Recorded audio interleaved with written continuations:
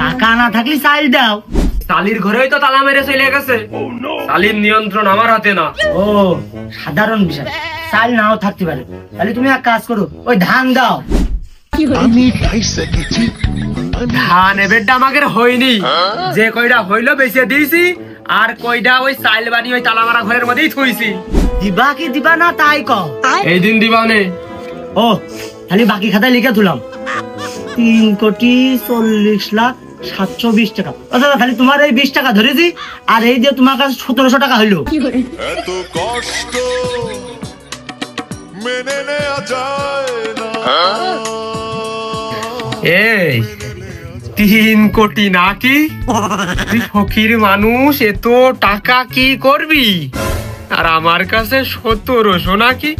বাবু এত টাকা তোমার না, এ সবাই। এ বাড়ি ভিক্ষে করতে গেলি কয় কালকে আসে না, আর এক বাড়ি গেলি কয় পরে আসে না। এই করতে করতে বাকি লেগে যেত ঠিক টাকা। সামনের মাসে আমার হাল খাতা, তোমার এই বাকি টাকা নিয়ে চলে যাবো বটতলায় আমার অফিসে।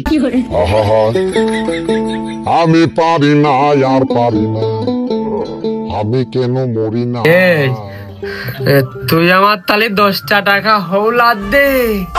আমার খুব বুকি ব্যথা করতেছে, টাকা আলা ঘরে তো তালা মারা।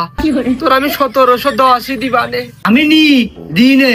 আরে 1700 টাকা যদি হাল খাতায় না দাও, এর বিয়ে হবে না কিন্তু, কথাটা মাথায় রেখে। আমার বিয়ে হবে না, আমার টাকা টাকা বিয়ে তো দেরিতে হলি আমার লাভ, মেলা সাশ্রয় হবে রে। অমনি ওই ফকির ফাকরা আসলি, ওই 10 দিনের মধ্যে 8 দিন দিবি নে, 2 দিন দিবি, এতে আমাকে মেলা সাশ্রয় হবে রে। আমি মুখটা ধুয়ে আসি।